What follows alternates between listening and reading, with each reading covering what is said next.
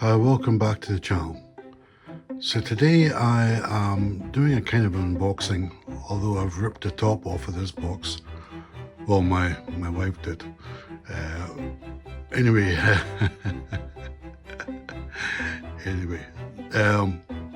so what are we reviewing today? Well, there's a number of mysterious wagons, locomotives or whatever, wrapped up in bubble wrap here. So I'll just give you a quick overview and then I will check them out one by one. I guess probably the best way of doing it. This essentially is a Lima Oforo shunter or switcher that was available in train sets during the sort of 70s and 80s. Mass produced, but as I say, it was only available in sets. And this particular one has a European coupling on it, which is okay for me because I do have a sort of railway modelling interest in Austrian railways, OBB in particular. So this having a European coupling is not a problem for me. So let me bring you back once we get through the first one. I'm just going to do this randomly, so I don't know what's going to come out of the box first. Okay, so the first contender is this Shell petrochemical tanker. As I mentioned earlier, it's got the European couplings on it. Tiny little bit of corrosion I can see on the couplings, and I can feel sort of tacky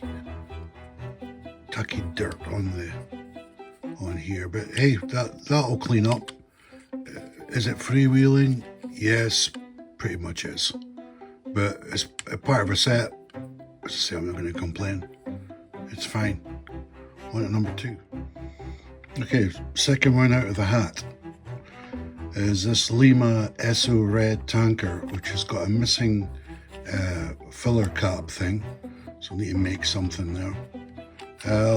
But yeah, this one rolls all right. I noticed this one's got plastic wheels. But apart from the cap thing, which I don't mind that because that's a nice little project for me. And it's a bit unusual, this livery. I haven't seen this before. Esso Red.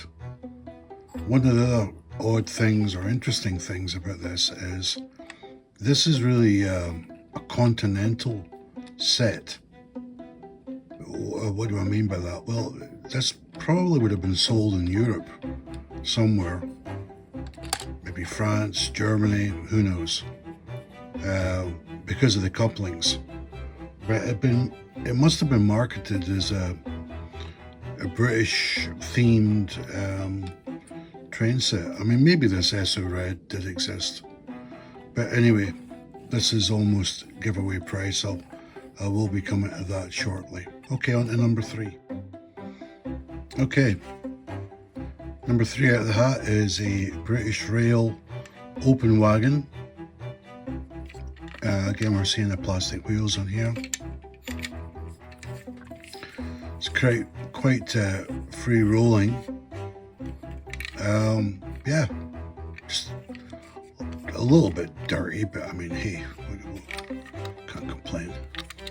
It's got a little bit of the lower frame is missing, but you know, I mean, the thing is, this is all continental couplers, and my main thing is the locomotive, which eventually we'll get to. I guess it's in the box there.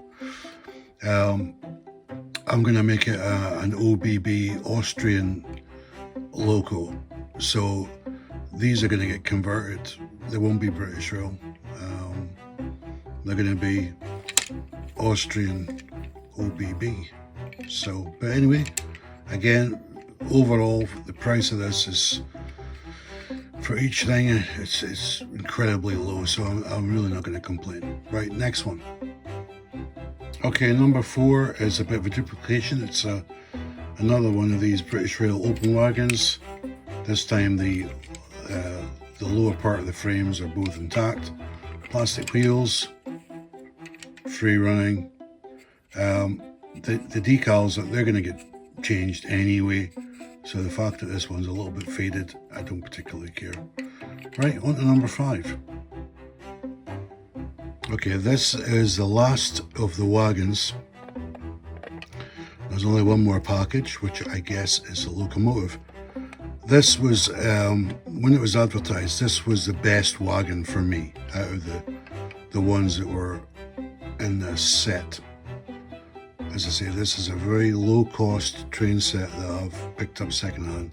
I'm not going to handle this one too much because it is really quite dirty. I need to, this is hot water and some soap to get this scrubbed up, but I'm sure it'll scrub up great. But this for me was the best wagon because you don't really see this livery very often. Plastic wheels, the frames at the base are intact. Yeah, it's free rolling, but it needs a major clean. On to the last package. And some of those at home have maybe already guessed that this train set would have included this locomotive. This is the Lima 040 shunter or switcher, D2785. It didn't really have a part number, this one, because it was always included in sets. In Britain there was either a dark sort of green one with a British Rail crest, or the blue one with, and they were both numbered D2785.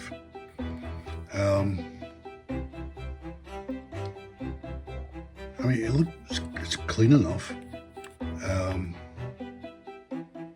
As I say, it's got the European coupling at the end. So what did I buy this all for? Well, you're going to be shocked. I got this, I mean, I haven't tried a locomotive. I don't know if it works. If it doesn't work, I'll need to repair it, but it may even have a light on it. I'm not sure.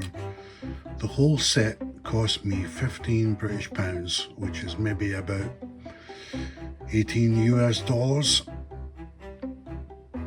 or about maybe 17 euros for a train set. That is an absolute bargain. So I'm going to take this locomotive over to the track. I'll maybe have to give the wheels a quick clean first. Yeah, I'll just give them a quick clean. I don't want any transfer of dirt onto my track. And we'll see, but I'll clean it and then we'll see if it works. If it works, it'll be one of the deals of the century. With this having a European coupling, my intention is, because this locomotive, it's based on an American switching shunter. So this locomotive never actually appeared on British Railways. So me converting this to a European or Austrian in particular locomotive is perfectly fine, because you'd see this type more in Europe or the USA than you would certainly in the UK. So I'll give you a little bit about the history of this locomotive once we find out if she's working or not. But let me clean the wheels quickly before we get into the track.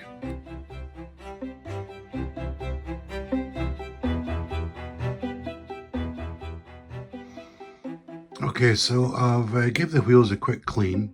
Actually, there was very little dirt came off, so either this was hardly ever used or it was cleaned. I think it was hardly ever used, to be honest. Anyway, I've always wanted one of these. I do actually have a very rare variant, which I've got it parked to the right here.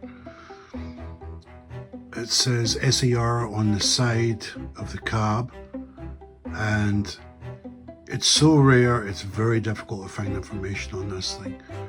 I took a chance on this one when it was like listed as untested and stuff like that. and I just give it a quick clean and it works fantastic. Other people that have picked up these types of locomotives have always praised them highly, that they were like almost bomb-proof. They were such good running 040s.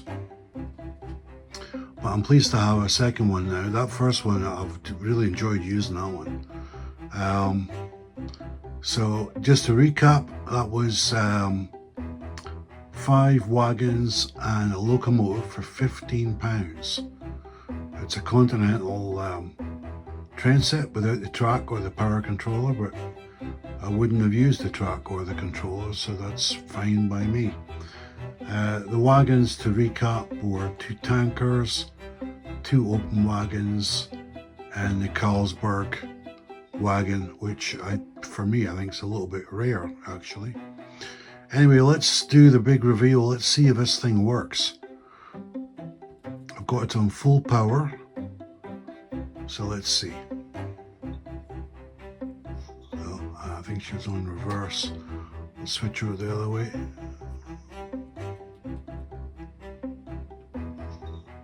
I was hearing a little bit of buzzing there. Let's try it again.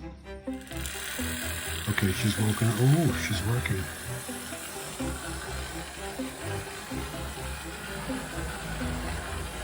Wow. I love the sound it makes as well.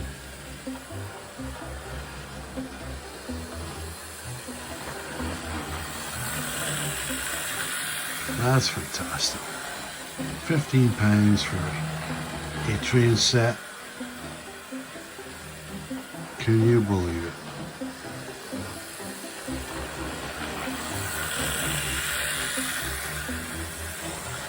I am so pleased with that. It sounds a little bit noisy, but I quite like the growl that it has. But I think it just a little bit of oil there would do wonders. I'm not going to tax it too much because, as I say, it'll need a service. I will bring her back.